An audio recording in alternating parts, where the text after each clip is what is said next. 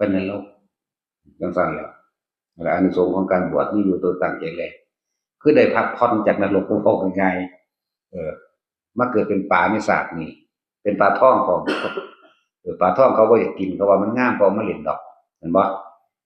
เป็นปลาทองเพราะว่าอานิสงส์แห่งผ้าเหลืองนั่นเองแห่งผ้ากาสาวพัดนั่นเองที่มาเกิดเป็นปลาทองนั่นแหละ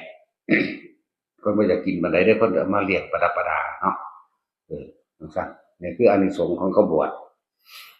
นั่นแหละต่อจากนั้นก็ไปนรกนั่นแล้วเอาเทิดหน้ามึงสิเก่งไปไสวะผู้อันนั้นหลายแค่นี้ก็เฮ็ดบ่ได้แล้วคิดติว่าสิไว้เป็นมรรคผลนิพพานทางใดนั่นว่าล่ะหนทางนี้ก็ยังเดินบ่ตรงบ่ถูกอยู่แล้ว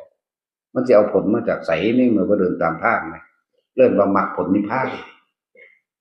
มรรคก็คือทางมีองค์8นี่พระวินัยนั่นแหละเป็นเครื่องรักษาตัวเองก็ต้องรักษาภายในตัวจังซั่นแล้วปฏิสิมีส่วนความเป็นบ้าก็คิดเอาเองเฮ็ดเอาเองแบบนั้นล่ะสร้างก็ว่าแม่นกูเด้ล่ะเนาะบ้าครับบ้าไปเบิดฮอดผู้ส่งเสริมสนับสนุนพุ่นเด้อทำกรรมร่วมกันแล้วล่ะนั่นล่ะคิดพวกคิดว่าเจ้าของบรรลุคนละเรื่องกันเด้คิดว่ารู้กับรู้ว่าคิดรู้ว่าคิดมันยังยับยั้งตัวเองอยู่เนาะพวกคิดว่ารู้แต่ไม่รู้ได้อย่างบอกว่ารู้สึกโตเลยเด้นั่นแหละบอกบ่ฟังมันก็อยู่หัวสะพานรู้สึกแล้วมันเป็นบ้าแล้วบ่แต่ว่าเขาว่ามันต้องบ้าอยู่แล้วมันก็กำลังสิบ้าหรือบ้าไป50%นั่นแหละ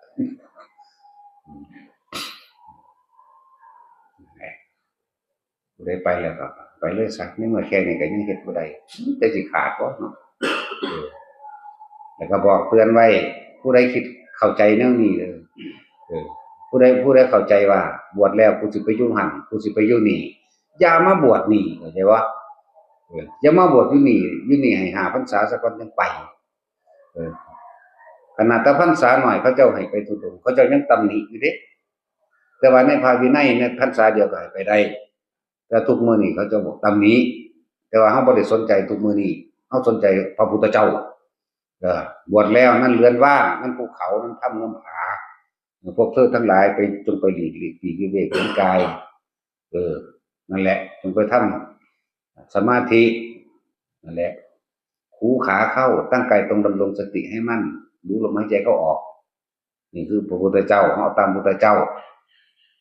แต่เขาเจ้าก็ตำหนิมากกับฟังอยู่